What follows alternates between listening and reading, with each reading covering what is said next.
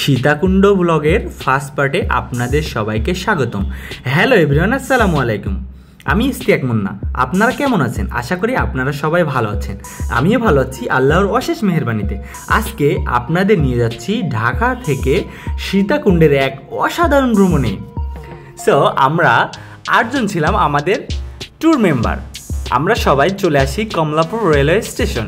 দেন ওখান থেকে আমরা মেল ট্রেনের টিকিট ক্রয় করি। পার পার্সন খরচ হয় 125 টাকা করে। দেন আমরা অনেক কষ্টে ট্রেনে উঠে পড়ি। আমাদের ট্রেন যাত্রা শুরু হয়ে যায়। রাতে ট্রেনের ভিতরে অনেক গ্যাদারিং ছিল, কারণ এখানে সবাই সীতাকুণ্ডে যাচ্ছিল। যেহেতু দিনটা ছিল বৃহস্পতিবার রাত, তাই সবাই শুক্রবারের উদ্দেশ্যে ডেলং ট্যুরে সবাই বার হয়েছিল। সবাই আড্ডা দিচ্ছিল, অনেক মজা করতেছিল। হ্যাঁ, আমরাও সাথে সাথে মজা করতেছিলাম।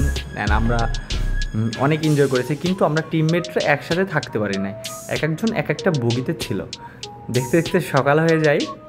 আমরা যাত্রা শুরু করি সীতাকুণ্ডের দিকে। তো প্রতিমধ্যে এত সুন্দর দৃশ্য দেখে একাধারে তাকিয়েই থাকি। ট্রেনের জানালা দিয়ে তাকিয়ে দেখি সবুজ মাঠ, ছোট্ট ছোট্ট গ্রাম আর আকাশের নীল মেঘ। মনে হচ্ছিল প্রকৃতির ক্যানভাস যেন চোখের সামনে আঁকা হচ্ছে। সীতাকুণ্ডে ঢোকার আগেই ট্রেনের জানালা দিয়ে চোখে পড়ছিল পাহাড়, সবুজে মোড়ানো সেই পাহাড় আর আকাশ মিলেমিশে এক অসাধারণ দৃশ্য তৈরি করছিল। আমরা চলে আসি সীতাকুণ্ড রেলওয়ে স্টেশন। এসেই অনেক বৃষ্টি শুরু হয়, যা ছিল অস্বাভাবিক। তারপর আমরা সীতাকুণ্ড বাজার থেকে নাস্তা শেষ করি। সকালে নাস্তা শেষ করে ওখান থেকে পার পার্সন রেলওয়ে বাজার থেকে 30 টাকা করে ভাড়া দিয়ে, সিএনজি ভাড়া দিয়ে আমরা চলে আসি চন্দ্রনাথ পাহাড়ের কিনারায়, যেখানে আমরা আমাদের যে অ্যাটেম্পটগুলো নেওয়ার কথা ছিল সেগুলো নিয়ে নিই। আমরা 8 জন ছিলাম। 8 জনের জন্য 8 পিস লাঠি, অ্যাংলেট, খাবার স্যালাইন, পানি, হালকা খাবার নিয়ে আমরা উপরের দিকে উঠতে শুরু করি। চন্দ্রনাথ পাহাড়, যার অবস্থান চট্টগ্রাম জেলা সীতাকুণ্ড উপজেলায় অবস্থিত। চট্টগ্রাম পশ্চিমের হিলস রেঞ্জের সর্বোচ্চ শৃঙ্গ, যা ছিল 90 থেকে 100 মিটার বা 1020 থেকে 1152 ফিট উপরে অবস্থিত। তো চন্দ্রনাথ পাহাড় পুরো ছিল খাড়া, আঁকাবাঁকা রাস্তা। চন্দ্রনাথ পাহাড়ে বেসিক্যালি 2 ধরনের লোক আসা যাওয়া করে। তার ভিতরে 50% ছিল ট্যুরিস্ট আর 50% যেহেতু এটি হিন্দু ধর্মাবলম্বীদের অন্যতম গুরুত্বপূর্ণ তীর্থস্থান, যার কারণে বাকি 50% লোকজন হিন্দু ধর্মাবলম্বীর হয়ে থাকে। তো আমরা উঠতেছিলাম, অনেক ভালো লাগতেছিল। চারিদিকে সবুজে মোড়ানো, মনে হচ্ছিল সবুজের ভিতর দিয়ে আমরা চলে যাচ্ছি। প্রতিমধ্যে এমন অনেক দোকান দেখতে পারবেন রাস্তার ডানে বামে। আমরা হাঁটতেছিলাম। আমরা 8 জন ছিলাম, এবং 8 জন বলতে কি অনেকজনই ছিল। ওয়াও, জাস্ট অসাধারণ পাহাড়। আমরা ওই পাহাড়ের সর্বোচ্চ শৃঙ্গে উঠব, যেখানে আমাদের পুরো সীতাকুণ্ড ট্রিপের সব থেকে সুন্দর মুহূর্ত পার করব। আসলে বৃষ্টির দিন থাকার কারণে আমাদের চন্দ্রনাথ পাহাড়ে ওঠাটা একটু কষ্ট হয়ে গেছে। মাটিতে অনেক কাদামাক্ত ছিল, যার কারণে উঠতে অনেক কষ্ট হচ্ছিল। লাঠি ভর করে আমাদের উঠতে হচ্ছিল। যদিও আমাদের চন্দ্রনাথ পাহাড় ট্রেকিংটা ছিল অনেক কষ্টের, তবুও আমরা অনেক এনজয় করেছি। পাহাড় ট্রেকিং উঠতে না উঠতেই আমরা পেয়ে যাই ছোট একটা ঝিরি। বেসিক্যালি এই ঝর্ণাগুলোর উৎপত্তি স্থল হচ্ছে পাহাড়ে প্রচুর পরিমাণ বৃষ্টি হয়। বৃষ্টির পানিগুলো পাহাড়ের ছোট ছোট খালে জমে থেকে নিচের দিকে নামতে থাকে, যা পরবর্তীতে ঝিরিতে রূপান্তরিত হয়। আমরা উঠতেছিলাম চন্দ্রনাথ পাহাড়ের সর্বোচ্চ চূড়ায়, যেখানে উঠতে অনেক এনজয় করেছি। চারিদিকে দৃশ্য এত অসাধারণ ছিল, জাস্ট বলার বাহিরে। চারিদিকে দেখলেই মনটা জুড়িয়ে যাচ্ছিল। যদিও আমাদের ট্রেকিংটা ছিল খুবই কষ্টদায়ক। বেসিক্যালি এটি বৃষ্টির কারণে এত পিচ্ছিল ছিল যে মনে হচ্ছিল পড়ে গেলে আমরা মারা যাব। অনেক কষ্টের ট্রেকিং করে আমরা উপরে উঠি। এত সুন্দর দৃশ্য দেখে আসলে পুরো ট্রেকিংয়ের কষ্টটা ভুলে যায়। জাস্ট অসাধারণ ছিল, পুরো অসাধারণ। আমরা বলতে বলতে চলে আসি ভিরুপাক্ষে, যে ছোট মন্দিরটির পাশ থেকে আমরা এবার যাত্রা শুরু করি, যেটা চন্দ্রনাথ মন্দির নামে পরিচিত। বরাবর আমরা উঠতে থাকি। এখানেই ছিল সবথেকে বড় চ্যালেঞ্জ।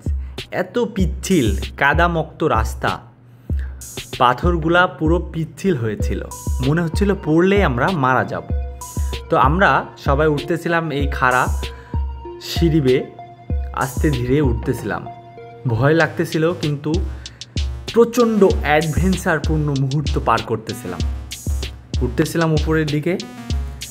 তো চট্টগ্রামের সীতাকুণ্ড উপজেলার যে চন্দ্রনাথ পাহাড়টি ছিল, যার দৈর্ঘ্য ছিল প্রায় 2 কিলোমিটার, তো এটি এত কঠিন ছিল বলে বোঝানোর মতো না। আমরা অনেক কষ্ট করে উপরে উঠি, ভয় ছিল ভিতরে, কিন্তু অসাধারণ দৃশ্য দেখে মনটা ভালো হয়ে গেছে। তো আপনারা সবাই পাহাড়ি যে ফলগুলো আছে অবশ্যই টেস্ট করবেন, যা ছিল অসাধারণ। আমরা অবশেষে অ্যাটলাস্ট আমরা চলে আসি চন্দ্রনাথ মন্দির। চন্দ্রনাথ পাহাড়ের বাংলাদেশের হিন্দু ধর্মাবলম্বীদের অন্যতম গুরুত্বপূর্ণ তীর্থস্থান। এ পাহাড়ের চূড়ায় অবস্থিত চন্দ্রনাথ মন্দির শিব মন্দির হিসাবে সুপরিচিত ছিল। এর সাথে জড়িয়ে আছে অনেক পুরানো কথা, লোকবিশ্বাস ও ঐতিহাসিক তথ্য। পাল ও সেন যুগে এখানে মন্দির নির্মাণ ও সংস্কারের প্রমাণ পাওয়া যায়। স্থানীয় লোককথায় বলা হয়, পাহাড়ের চূড়ায় প্রথমে একটি ছোট্ট শিবলিঙ্গ স্থাপন করা হয়েছিল।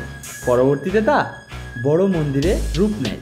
মুঘল আমলে এবং পরে জমিদার আমলে এ মন্দির পুনর্নির্মাণ করা হয়। সো আমরা যেহেতু